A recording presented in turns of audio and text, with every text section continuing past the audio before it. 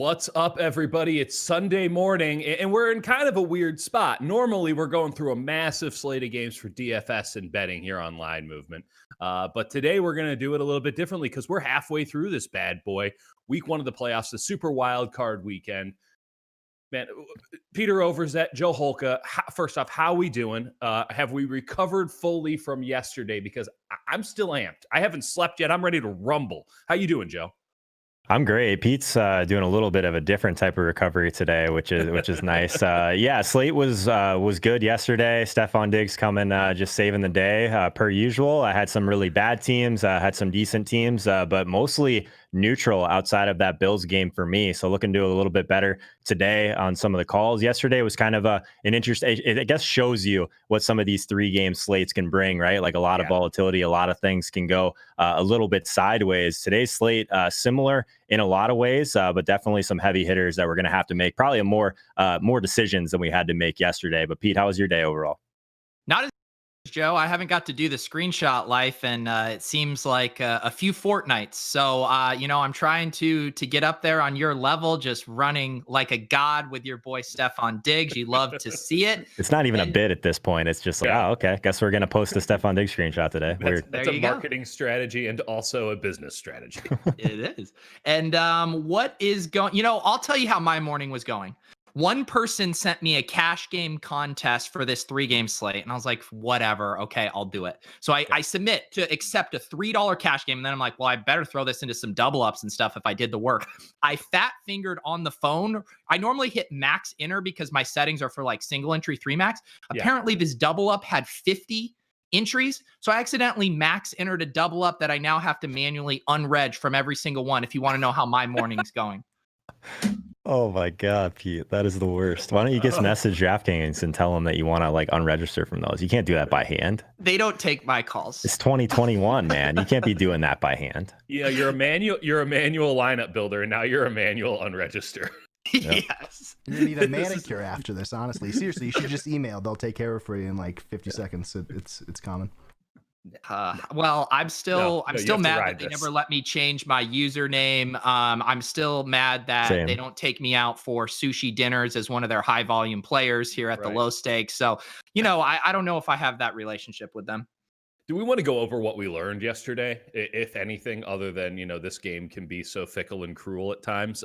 We get Colts and Bills setting the table for the entire NFL playoffs in a pretty wild game, all things considered. Old man Phillip Rivers in the exact situation you knew he was going to be in, down late, no timeouts, 2 minutes and 30 seconds left. An egregious referee call. Were you guys sweating that one out at all? What were you thinking is happening there, Joe? Because you're sitting pretty. You got Diggs. You're ready to rumble. Sitting pretty in some contests, but other contests, I was just staring at this goose egg from Smoke Brown, which is not great. I guess kind of what I learned is anyone can get a 0, right? Like Rob Gronkowski was pretty popular yesterday, 0. Like Smokey Brown, 0. So like we had some teams. Ronald Jones. Yeah, exactly. What happened with that? I guess we can get to that in a second, but that was brutal. 2 of my 3 teams just absolutely dead. Like obviously there's people, I guess what was the most frustrating to me, like I can get over all of that. It was the second game where it was Rams Seahawks, Jared Goff not starting. So we just jam in this cheaper quarterback, at least in showdown, thinking we're feeling good. He gets hurt on like the second play. And the teams that win are the teams that didn't pivot off of Goff. So it's like you started a quarterback that wasn't even in play. And then he ends up being, at least in the bigger contest, relatively owned. So that was annoying. But I guess I learned that anyone can get a 0, Pete. You? Yeah, I am still upset about the Ronald Jones things. I'm still not entirely sure if there was the rumors going around that he was favoriting and retweeting all this stuff, being angry he didn't get to 1,000 yards, and they were feeding Antonio Brown, who had a similar incentive threshold that they were trying to get him to. And then it was, no, he had the quad injury pregame. And I'm like, the NFL reporting is generally pretty good. Like someone normally gets that scoop before lock. And I believe they're actually even mandated to pass on that injury information. So it's very upsetting. I checked my showdown exposures, Joe, 97% Ronald Jones. So that was fun. Yeah, I was 2 of 3. So, I had one live team, but it ended up being a donk slate anyway, Pete. All the quarterback captains won. So we're not going to win those slates. No. Taylor Heineke then in the final one. I guess there has to be something from these playoff games where it's like you got to dig deep. And in some cases, digging deep is directly correlated with not being very good at this. And maybe overthinking is not great come playoff time.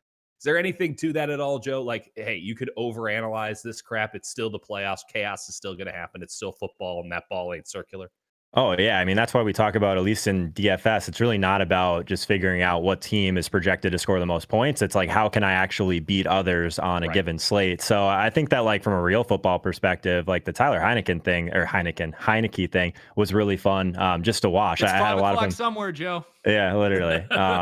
But I guess, like, I think what it goes to say is that some of these quarterbacks that we kind of like say are just left for dead, there's a lot of good players out there that never really get an opportunity. So it's nice to see someone step in, play really well in a big spot. They talked about how he was on the practice squad for the Patriots and he walked into a meeting with Tom Brady. Tom Brady had no idea who this guy was. They sat there and watched film together, and now they're playing a playoff game against each other. So that was kind of cool. I was kind of pulling for Washington to kind of pull that one out a little bit. But yeah, cool day of football overall to watch. Not as fun for DFS and in a lot of ways, but at least we get to do it all again today again.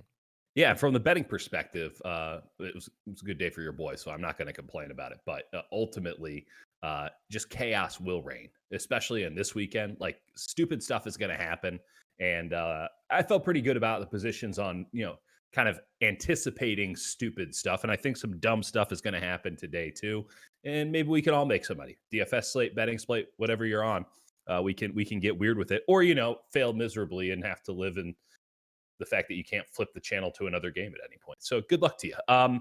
Let's talk about Baltimore and Tennessee, which is probably the best game that we have going on from a betting perspective, at least coming out of the gate here.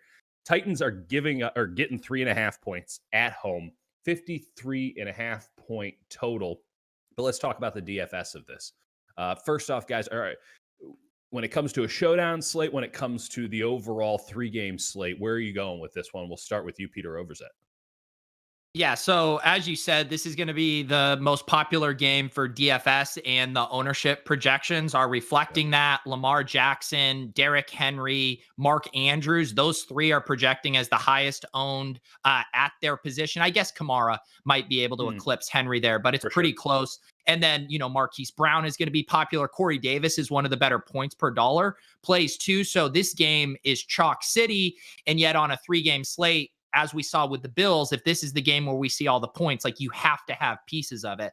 So I've been trying to figure out the ways that I can get exposure to this game, but in unique ways. And because, teams like the Ravens are willing to spread the ball around, we could get Gus Edwards and J.K. Dobbins here on the ground. You could get Willie Snead and Miles Boykin catching passes. I think there are some interesting ways to attack it. And right now, Joe, I'm leaning toward just eating some of the chalk and trying to play this game in a unique way as opposed to fading it.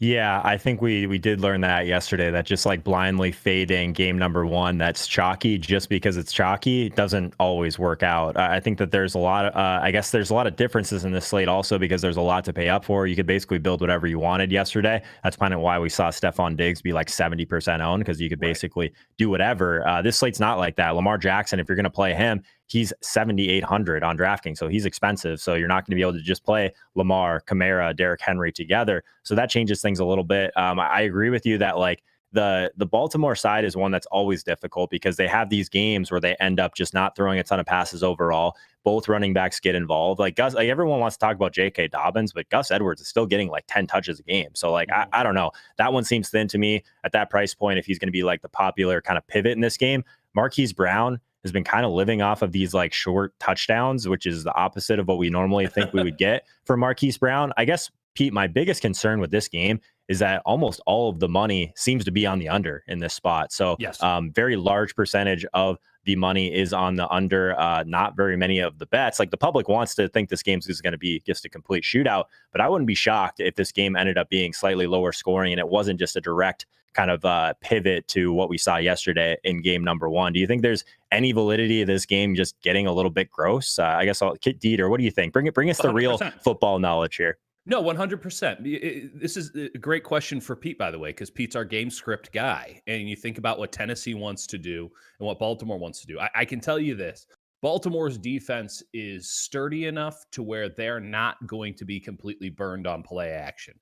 And I think that they can get home with 4 or 5. So they don't have to give the incredible deference that you have to give to an AJ Brown, like to that Titans passing game, which is the way that the Titans beat you. The Titans will overrun it, but they will, because they can get away with it because in the passing game, they will absolutely overrun it. They're not really running to set up the pass. They're just kind of doing things for the sake of doing it. Baltimore's too smart. Wink Martindale's too good of a coordinator. So I'm buying Baltimore being able to limit Tennessee. And if Baltimore has its druthers, they're not going to throw it that much. They'll go for the over the top. They'll go for the Hollywood Brown, and they'll throw it over the middle to Edwards, but they're going to keep the ball on the ground. And they're going to try to get it to a 6-7 possession game and do it. I can't see 53 and a half in a 6-7 possession game if Baltimore has its way. And if Tennessee has its way, it's an 8 or 9 possession game. So it's just an issue of how many opportunities are they going to have. I think that we're going to see in this game one quarter, and it might even be the first, where there's 1.5 possessions total. I just can't see 53 in that circumstance. And I understand that everyone's looking at a 2,000-yard rusher and Lamar Jackson. And you're looking at all these guys. Now these guys are all household names on both sides of this thing. But 53 and a half, yeah, it could get there. Like, it's not like it's impossible. It's not a laughable line because this thing could blow wide open with all this passing talent. But it's too hot to try. I think under is the play 100%. I would rather be on the under than any other play on this because Tennessee can win, Baltimore can win. But if both teams do it the way they want to do it, they're not going to score that many points. The thing that I'm wrestling with, I agree with you. If both of these teams have their way, they do want to run the ball. I think the thing that could kind of flip things, and, I have faith in the Ravens attacking the soft spot of a defense, and the Titans secondary has been atrocious. They're allowing the 4th most fantasy wide receiver points, 7th most 20+ yard completions on the year. So I think we could see a lot of, early running, play action, deep shots here, get Marquise Brown, Mark Andrews going. So yeah, that's the rub. And then of course, if one of these teams gets up 2 scores, now we're off to the races because the other team is thrown out of their game script. Well, let's take it one step beyond that. I mean, what have we seen from Lamar Jackson as a passer? These teams have played twice already. It's been the issue. And so I'm doubting, and I could be 100% wrong. Like, none of this is infallible, but I'm doubting that they come out and try to prove a point that Lamar Jackson can throw us to victory. I think if Baltimore is throwing, they're doing so because they have to, in which case the 54 is probably screwed anyway because Tennessee's gotten up big. But if, again, the Ravens have their way, they're doing like wing T nonsense. I mean, they're just running it on everyone. You're 100% right, though, Pete, that like Tennessee's defense is garbage. So that really does put this in a spot. But I'm just thinking about as much as, these two teams aren't in the same division, these two teams are rivals. They play a very similar way. Like, this is the 3rd time they're playing this year. We talked for the entire final month of the season about, hey, division games in December, take the under. This has a lot of division game. It's in January. I'm just taking the under on it. I think that I'm almost wary because there's so much sharp money on it. But like at the same time, we're playing a probability game. It's more probable than not to me that it goes under just because of all of the reasons that we've already listed. The other thing, Joe, too, one thing we talk about a lot do these offensives have guys that can speed up the game? And that's really ultimately what we're looking for, is a ton of plays, really fast moving game. And you look at AJ Brown, Marquise Brown, Derrick Henry. I mean, these guys can speed things up very quickly. So even if they are slightly run heavy, but we're getting those play action shots and those big plays, it might not even matter that kind of pass run ratio as long as we're getting a ton of plays. And I think that's kind of what we're going to get today. Yeah, I would agree with that for sure. I think one of the things yesterday that we were trying to piece through in game number 1 was just like some secondary options that might go a little bit overlooked, or guys that can make it on one big play. So looking at even just like some of the really thin, like Anthony Firsker on Tennessee, or even just like these Baltimore guys we have, Willie Snead, Des Bryant, Miles Boykin. Jordan in the chat mentioned that Boykin's prop is sitting at like 10.5 receiving yards right now, even as low as 9.5 receiving yards. He can break that on one play. So I'm with Jordan. He says that's one of his favorite props in this game. I think that's really sharp. Boykin's like one of the, like all of those guys, the ceiling's not very high. Des Bryant can catch a touchdown, but he's not going to have like a big yardage explosion or anything like that. So Pete, do you have any like secondary cheap option that maybe you take a shot on if you get there, you're feeling good about the rest of your slate as you progress through it, or you get more focused on just playing the best plays in this one, Pete? No, I do think kind of different from yesterday where the pricing was so soft on DraftKings and you could kind of build your all-star teams. You do get squeezed on this one eventually. And so it's hard to build the, Lamar to Marquise Andrews or Mark Andrews, Marquise Brown, bring it back with AJ Brown and Derrick Henry. We got all the you can't do it.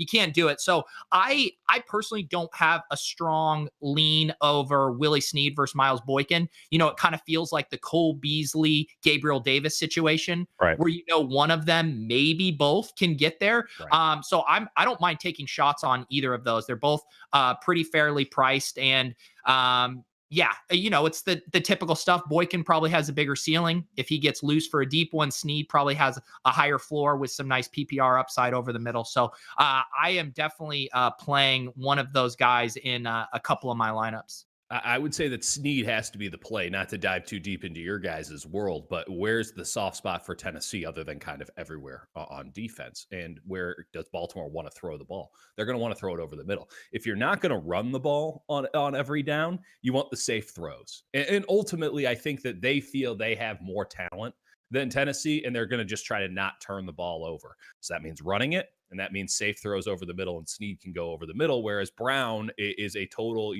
he's got to run the fade. He's got to run the 9 route. He's got to be along the sidelines. So probably too hot to try. And listen, this is a great game for secondary tight end, which I think I've been advocating now for 19 straight weeks. Second tight ends. That's where you got to go. And you're in the red zone. They're going to be looking for them. Pete, the last question I have about this game still, are you on the J.K. Dobbins train? I rarely play these guys. He's projecting on our projections at least for 13 touches or so. Gus Edwards coming in with 9. So I normally avoid that. J.K. Dobbins is 6,600. Seems way too expensive, but there's some people that are kind of touting him right now as a guy that could break a lot of big plays against this Tennessee team who gives up a lot of big plays. I get it, but it's hard to get there from a volume perspective. I like J.K. Dobbins a lot, mainly because that elevated price tag and everyone wanting to go to the pass catchers is driving down his ownership.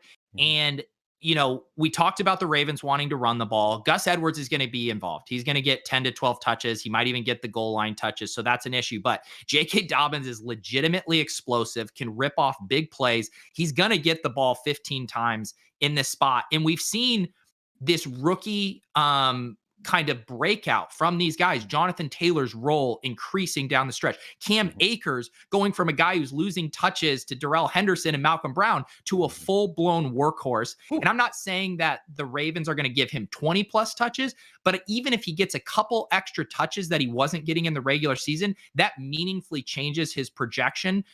It makes that price tag look a lot better. So I think Dobbins is one of the best plays on the slate from a ceiling and ownership perspective.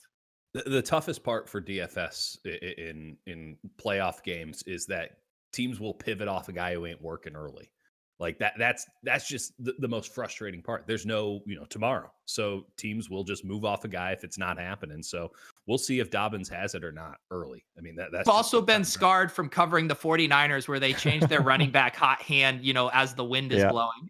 Here's the thing, though. It doesn't matter who's back there unless it's Tevin Coleman. It doesn't matter who's back there because everybody gets yards. I mean, fucking Jeff. Who the hell is Jeff Wilson? Jeff Wilson's nobody, and he's just out here running for 1,000 yards. Do we want to talk about Bears and Saints? How about we do that? Let's talk Bears and Saints. I'm in on Bears plus 10.5. I don't know why. Just at this point, it's a bit. But the Bears are getting 10.5 points. It's a 48.5 point total.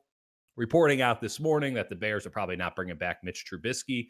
So fighting for his job, something like that. It seems like the Saints have their full complement of players back available, but they also have Drew Brees, who may or may not be helpful to the overall winning thing. Everyone that I talk to, everyone that I'm reading is expecting the Saints to absolutely roll in this game. Again, I'm taking the points. Where do you stand, Joe Holka? Yeah, I'm on that side also. I think that this is a game that just seems like the most lopsided, maybe of the entire wild card weekend. Chicago kind of limps in from a bad division. This New Orleans side of the ball, the pricing on it is really appealing as well. We were hoping to get Michael Thomas, at least from a GPP perspective. Maybe we got him at 7,200. We talked about this yesterday, 63. He's going to be one of the biggest locks on the slate at that price. Also, I just noticed this today. I haven't played Drew Brees in 3 years, but he's 5,700. So from a roster construction standpoint, he is so cheap. So like Lamar 78, Drew Brees 57. Like I get it, different projection, different usage, but in a slate like this, 3 games, Drew Brees gets the 300-yard bonus, throws for 3. 5,700 is just a crazy price tag. Obviously, we should get Kamara in this game. I believe he wasn't practicing all week because of the COVID implications, but he's got to be one of the better running back options on this slate. So there's a lot to love on the New Orleans side. The Chicago guys, it's almost like the opposite. These guys feel a little bit too expensive. Like David Montgomery, 6,900. We have like some pivots in this game if you want to go to Allen Robinson for around that same price point. But Pete, do you have any other, do you feel the same way as most people do with this New Orleans versus Chicago game? There's a lot of intrigue for me here for DFS. Our buddy Michael Leone, someone was asking in the chat if there's tilt space tonight. There is. We will be going live, I think, around halftime of this Saints Bears game. So hopefully we'll have some sweats going on there. We can talk through some late swap scenarios. So please stick around on the Line Movement channel with us later tonight. We will have a fun time with that. But I was going to say, Leone is going to maybe try to talk us into attacking this game more from like an onslaught perspective. And if you get the Ravens-Titans dud, this might be the spot to target. And I also think even if you don't want to onslaught this game, Latavius Murray, per usual, is going to be one of the better leverage plays. If you say, hey, they crush them, Alvin Kamara is still in his COVID fog, he's 60% owned, and you can get Latavius Murray at sub 10% and he vultures 2 touchdowns in a positive game script. I mean, that's really, really nice. And then you could play that in a little mini correlation, play Allen Robinson on the other side with the Bears in catch-up mode. And you could play Anthony Miller with Darnell Mooney out, who is also one of the best points per dollar plays on the slate at 3,300. So I think there's some good ways to attack this game. And again, just tell yourself that sweet, sweet story of how the game goes. And I think the plays line up for a couple of those different stories. I like the Anthony Miller play a lot. If we've learned anything about these Bears over the last couple of weeks, it's that Mitch Trubisky is not going to push the ball anywhere other than line of scrimmage and 70 yards down the field. That is it. It is nothing but dink and dunk, and I guess I'll go over the top. And Anthony Miller, a guy who can make some plays in space. I would actually be hesitant to go with A-Rob in this game on the basis of, if I'm the Saints, you dink and dunk all day long. I mean, the reason that the Bears have been able to move the ball is because they're going to a full Kubiak offense. They have about 10 plays. It's kind of an embarrassment. Every one of them is Mitch just rolling out to his right, some guy coming over the middle of the field and just getting open because they're against man-to-man. If I'm the Saints, I'm just playing zone the whole time and basically daring them to find a spot over the top. And they're not going to find it because the Saints are really sound on defense. So just dink and dunk and have all the 3 yards you want. But that could be Anthony Miller. And Anthony Miller, who knows? He can make somebody miss every now and again, whereas A-Rob isn't really that guy. Pete, on that, I agree with the dink and dunk, but I think A-Rob can definitely be a part of the dink and dunk plans because they'll use him in all depths of the field. I mean, he has a pretty good route tree there, and I think he'll get used with those little slant stuff and sitting down in the zone too. So I think he can be part of that game plan. I just think that we're missing out on what A-Rob really brings to the table, which is obviously a really solid. I mean, this is why he's an elite receiver. He's a great possession receiver. Obviously, you can do the slant guy Michael Thomas nonsense with him, but he's also going to give you a gain of 35-40 every now and again because you can just throw up a 50-50 ball to him. I don't think those 50-50 balls are going to be there. I mean, if they are, they're going to be more like 70-30 towards the Saints because I just think that they drop a bunch of guys back in coverage and again, dare them all day long. And their linebackers are so good they can get away with it. And they're going to have such a good pass rush that they can get away with it. At the same time, I don't know. Is there any hesitation on the fact that Drew Brees just like isn't slinging it anymore? He just doesn't sling it at all. And this Bears defense, as much as, we don't want to, they're not like hyper elite or anything. Like Khalil Mack is still there. Like they're still good. There's something weird about this Saints team. They should be better than they are in my full estimation. Does anyone want to fade Drew Brees with me today or am I standing alone? Because I'll do it. I'll stand alone. Dieter hates the Saints. It's like, and we always talk about this team. Dieter hates the Saints. There's something off. It's bad juju, man.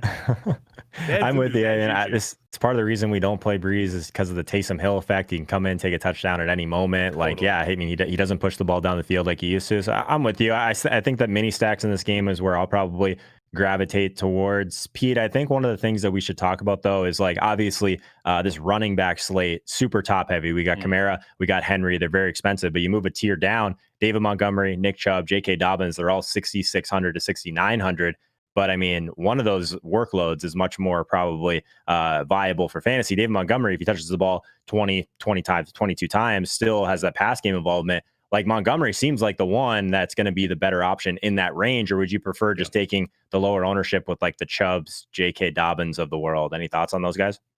Yeah, David Montgomery's tough. He's, his schedule weeks 14 through 17 was just absolutely incredible. I do agree he is now game script proof. We saw that they got down against the Packers, and he still had a top 5 running back week. That said, the Packers have one of the worst run defenses in the league as well. So he is run so pure, both literally and figuratively, with his schedule here, that I do worry a little bit about him getting bottled up. He is going to still have that floor because he'll catch a few balls.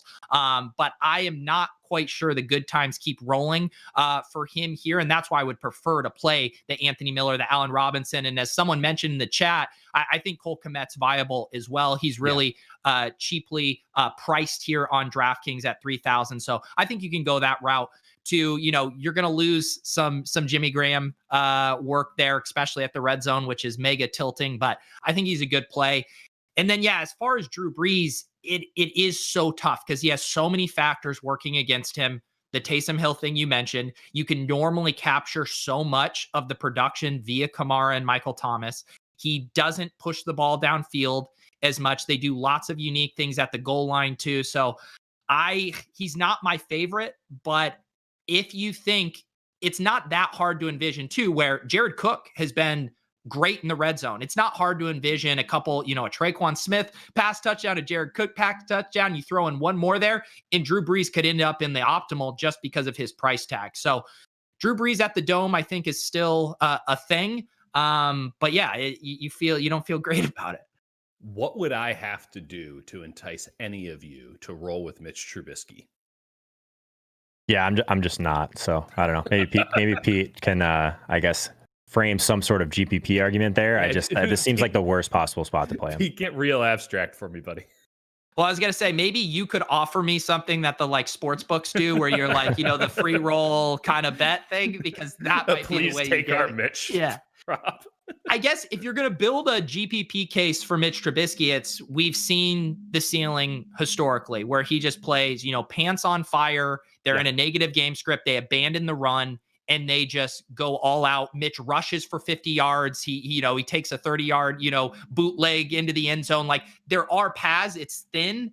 But it's not a great spot on paper. But if you want to play this as a shootout, I don't mind taking Trubisky over Brees just because he's going to give you so much more on the ground, has a bigger arm. So you could do something where you're like, let's play this as a shootout. I'm going to play Michael Thomas and Kamara, and then I'm going to play a Mitch Trubisky double stack and attack it that way. So I do think it's thin, but it's a 3-game slate. And if you want to bet on that Baltimore-Tennessee game imploding, I don't think it's the worst way to attack it. How do we feel about the 48.5 point total in this one? I wasn't getting reads. I mean, usually I can tell based on how you guys are talking about a game from the DFS perspective, which way you're going to go in terms of the total. But I don't have a read on you. Not one whatsoever. It is in a dome, as Jordan points out in our chat. Like, it could be points bonanza. There are some people there, so that could hurt the Bears. Does anyone have a feel on the total for this game? Because I love playoff totals. Sometimes you don't want to be rooting for a team in the playoffs. You want to just enjoy it neutrally. Over, under doesn't matter. You can get into the game a little bit more that way as a casual. 48 is a number we have said a lot on this show, just because it seems like 90% of the games seem to be at 48.5. How do we feel about the average total against two teams that, listen, if they had their way, can be pretty average? What are you thinking about, Joe? Yeah, so I mean, we're not getting a lot from the betting markets here. So the under 53% of the money, 38% of the bets. It looks like there's still some sharp action, I guess, on the under. But I'm kind of with Jordan. He mentioned in our chat here that he's on the over just because it's a dome game. It's the only playoff game that is in a dome. We know that could lead to kind of a better scoring environment overall on the turf. Two defenses that are reasonable. So I think that the over is fine here. I don't really have a great lean either way, which is probably why you didn't really pick up on that from Pete and I. But I think that the over is at least reasonable on this one. What are you thinking, Pete? Yeah, This is where the betting in DFS distorts your mind, because if you play out GPP scenarios where it's a shootout, then all of a sudden I find my confirmation bias being like, we're going over the over. And I'm like, no, that's only in scenarios. How do we benefit? I think if I had to put my hard-earned dollars on this, I would bet the under. I think I'm with the under too, just because I'm going to fade Drew Brees. And listen, every reason that you guys gave me to not go with the Bears, which I agree with, like, I think that this is going to be a tight one. I think it's under. And by the way, I'm already in on Bears plus 10.5 for no reason other than gut. No logical reason whatsoever other than I don't like the Saints and my gut says follow that feeling. So I guess I have to take the under, because if it's over, the 10.5 is not going to be very much fun for me. And we talk about in that other game how many guys can speed up the game. Right. You know, the skill sets of these big four, like we like Montgomery, A-Rob, Kamara, and MT, but these aren't, game breakers who are taking, Michael Thomas isn't taking a 5-yard slant to the house. I hate to tell you. But here's the thing. Kamara might go through 9 dudes to get to the end zone. It's not that likely, but we've seen it. Yeah, so I do think this game can slow down. That we're going to see some longer drives here, more methodical, precision stuff. That's just what the Saints game is at this point. So I think I lean the under. And you don't have a do-it-all quarterback on either team. You might say, oh, Mitch can do it all. He never has. He either runs well or he throws it well. It's one or the other, and most of the time it's neither. And Drew Brees isn't going to do anything for you with the feet. I think there's also a rhythm to that thing, as you guys mentioned earlier, the Taysom Hill effect. It's just difficult to buy into the Saints kind of getting into a good offensive rhythm and really rolling downhill and building up momentum. So I'm going to take the under. Why not? Let's have some fun with it. Browns in Pittsburgh. This is going to be the hot one because it's the late one, but I think it's going to be a laugher of a game, like just a total joke. Listen, some of this is because the Browns have been not practicing. I think they got one practice in. They're not going to have their head coach, who, given the change from last year when they had Freddie Kitchens to this year, seems kind of important in their overall success. They're getting 5.5 points. I mean, I would run to the teller window and take 9, 10, 11. Pittsburgh almost beat the starters for the Cleveland Browns last week with their backups. 47.5 point total. I'm all in on Pittsburgh on this one. I know they've only played one good quarter, arguably half in an entire month, but the Browns, as Matt LaMarca loves to tell us, are frauds. And Pittsburgh at least has a good defense. So I don't know, from a DFS perspective, where do we go from this one with this one, Joe? I mean, is there a player that's just an absolute must have, even if he's chalk, you just eat that chalk, you go full Tums? Yeah, LaMarca is actually in the chat right now, so we should give him some props. He's been literally just pounding the drum for Pittsburgh since Monday on our Bets Against the Spread show. So as of right now, really moved. Yeah, exactly. So Pittsburgh, 76% of the money, 58% of the bets right now. So I'm in with LaMarca on that one. I think that this one is one you feel pretty good about. If there's one side that we like of this entire day, I think the Pittsburgh side is one you can bet and feel pretty good about it. There's a lot of DFS viability to this game because I think there's going to be enough unique plays in this one also that makes some sense. Like we could, get super low ownership on the Cleveland running backs. I think there's a lot of value on the Cleveland side just for late swaps in general. Rashard Higgins, 4,100, very cheap. Also, Jarvis Landry might be a little bit overpriced. And Peter talks about, like, as this slate progresses, some of these guys are going to get squeezed. So Jarvis Landry, Chase Claypool, these guys might come in lower than they should for this spot. So I think that Deontay Johnson, probably the safest guy in this game, probably the chalkiest. And then we have James Conner at 5K. So there's a lot of plays in this game, Pete. I don't know exactly how I'm going to go about stacking it up yet or having pieces of it, but it does feel like a game that might be at least positive to kind of wait on some teams.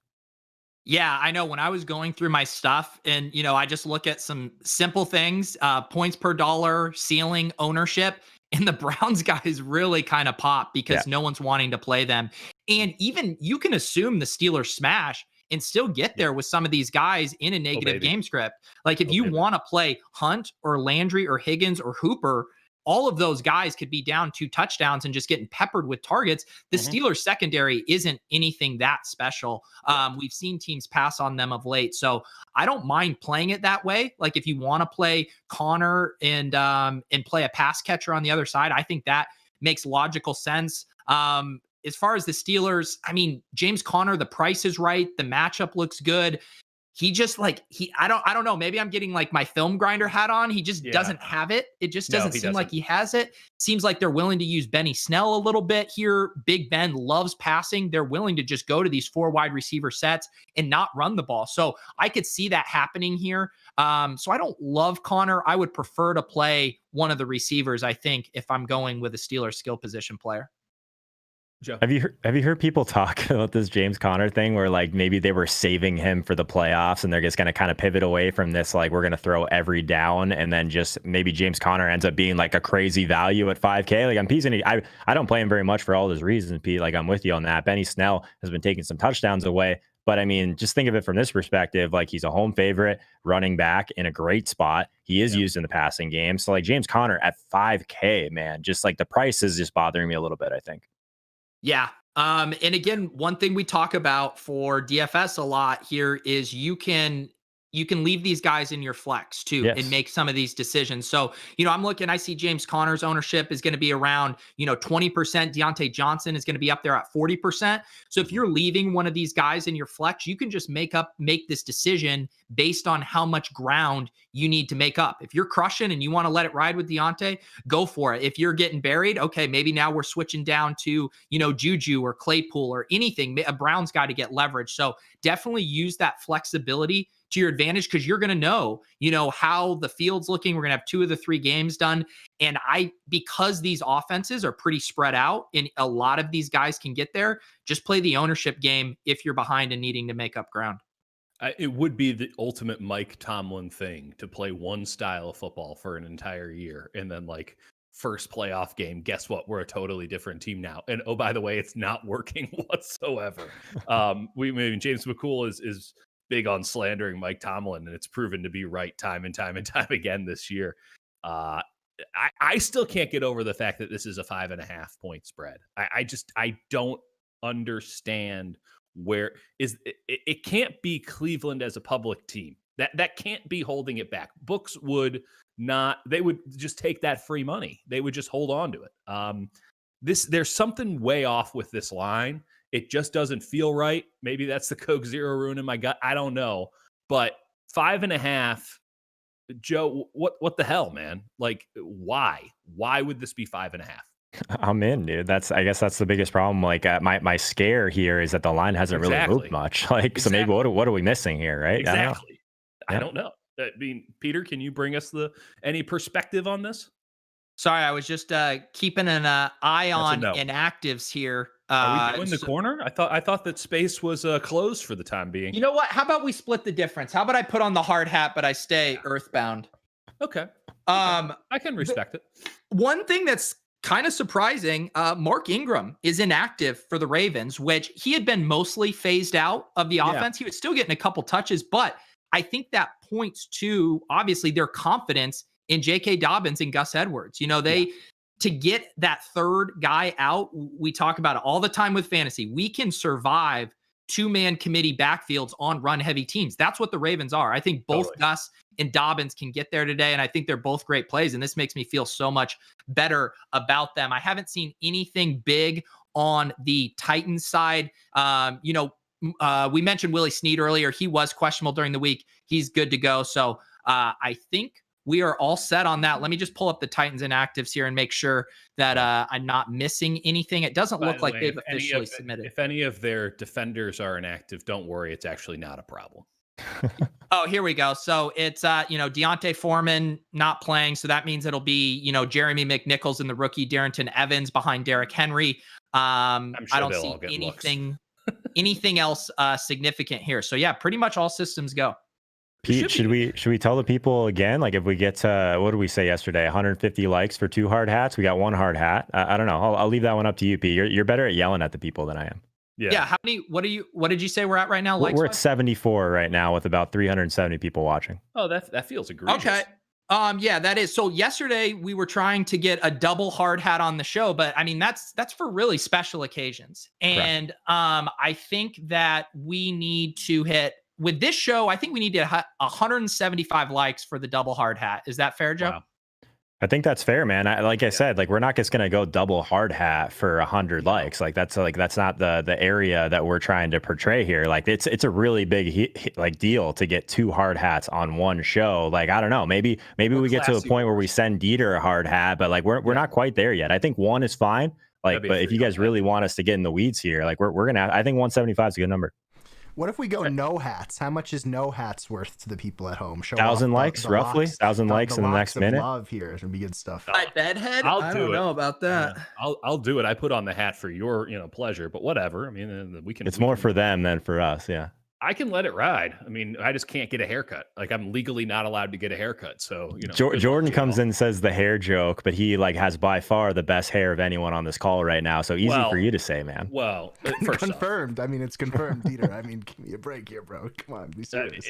It's resplendent, but an incredible luster that will never be captured by this camera is what I got going on here. I'm just saying, it's just long. And I'm just trying to, I don't want to blind you all with the brilliance of my noggin.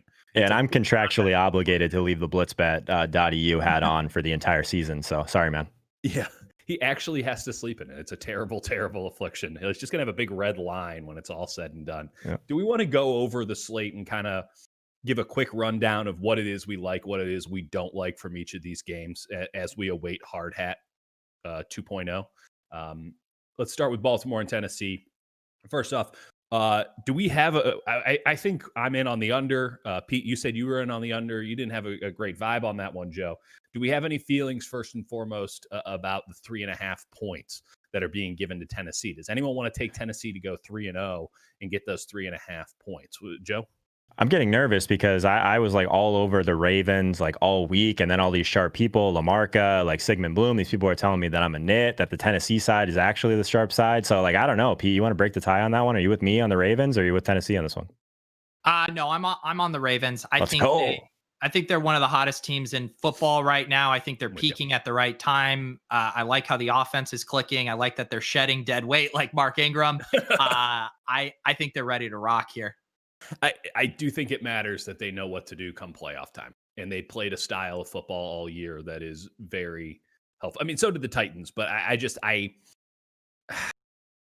John Harbaugh's a better coach. He's just a better coach. And I think that is a nice tiebreaker even in this situation. Bears and Saints, I'm being stupid. I'm on Bears 10.5. I'm in on the under because I'm already in. I might as well continue to sink my cost. How do we feel about Saints minus 10.5? Who wants it? I'm fine with that, honestly. I hate being on that side, like the big double-digit favorite, but I don't know. I'm not on Chicago like at all right now. It seems like Pete's talking himself into it a little bit more. Thesis of this entire wild card weekend has been all of these dogs are live and that the higher seeds have some pretty fatal flaws. Mm-hmm. Maybe save for the Bills, but that was a bad matchup with them for the Colts. So absolutely. I would continue to take the points on these underdogs. Okay, Pete, you're riding with me. And then we're all in on Pittsburgh minus 5.5. No one's taking the Browns, right? Yeah, I'm with you. Yeah, I wanted to, earlier in the week before the COVID stuff, before losing the head coach and stuff, I really wanted to talk myself into the Browns because we've seen them be able to hang, especially with that up-tempo offense. And, I could see a bit of a shootout here, but man, it just seems tough after everything they've had to weather this week. I don't know. Yeah. I'll stick with my thesis. I'll take the points. I'm going to do it. It's not that many points, man, for a team that's got this much going on. Like if it was 9, okay, I can feel that one. Pittsburgh plays down 5.5 is nothing. I have to really trust my sports betting process that has never failed me, and I got to stay with my compass. This is why you stay on the top. We did get that min cash, Pete, in the super contest, so we do have that under our belt right now. Do you guys want to tell me who your DFS sleeper is? Do we want to let the people in on a little secret on kind of who your X factor is going to be this week? Peter, do you have one? Do you have an X factor, or are you just playing chalk? You just tumbling it up? I think I mentioned him at the top of the show. J.K. Dobbins. That's my guy today. Hopefully the Ingram stuff doesn't shift a little extra ownership over to him. But based on the other plays and how excited people are to play Henry, Kamara, even James Conner, I think he still will be kind of the odd man out there at running back. So I love J.K. Dobbins today. Yep. Yeah, I'll go two different ones. One that, I mean, he's still going to be owned, but I still want to be long on this Tennessee passing game. I like AJ Brown a lot, even at his price. I think that he's not necessarily sneaky or anything like that, but with everyone kind of spending their salary on Kamara, on Derrick Henry, I think there's a chance that AJ Brown comes in a little bit lower than where his ownership's at right now. If you want to go super off the board, we just said it. Everyone wants to play Kamara. Everyone wants to play Michael Thomas. It's a weird range at tight end anyways, because if you're paying up, you're probably playing for Mark Andrews. One guy we didn't talk about at all, Jared Cook, 4,600. He still has a ceiling in that game. I think he's probably one of the lowest owned pieces. So I'll go Jared Cook as far as being like way off the board, but I do really want to plant a flag on AJ Brown. There we go. I kind of like that Austin Hooper play you shortly mentioned, Pete. I think, listen, Cleveland is going to keep fighting. Like there's garbage time to be had, but I think Pittsburgh blows the doors off them early. Yeah, and looking at ownership too, not to, drag us back into this, but Mark Andrews is going to be, double, maybe triple owned in small field, these other guys. So I think just taking a stab on a Hooper, on an Ebron, on a Jonnu, on a Cole Kmet is definitely the way to go, because tight end scoring can be very, very random. Really? Yeah, it's a fun fact. You learn something new on this show every week. Unbelievable. Do you want to tell the folks when Tilt Space is going to be? Because listen, it's weird. We're living in a world where we're getting double, triple stacks on the weekends, and Tilt Space doesn't necessarily fit into the normal way of life. So what time are you guys doing Tilt Space, Peter? Yeah, so we're going to say around halftime of Bears. So I'm just looking, that game starts at 4:40. So if we say like 80, 90 minutes in, we're probably looking at about, 6 o'clock. Yeah, that's what I'm thinking. Yeah. So turn off Nickelodeon, put on the Tilt Space, and then put Nickelodeon back on. Our normal time is 6:30. Why are we making this complicated? Why didn't we just go on at 6:30? I'm thinking of actually just doing acid and just watching the Nickelodeon stream, and just you guys can just live stream me just watching the screen drip. How many likes would that get? Overzet, like you're an entrepreneur. You like just do that on your own. Just see what happens. I mean, I don't know if it'll ever get published. I don't know if you'll ever be able to stream it. Let us know if you get banned from YouTube or anything like that. Keep us in the loop. Keep the people in the chat in the loop. It'll be great. As long as you don't do a DFS coup, like you should be okay.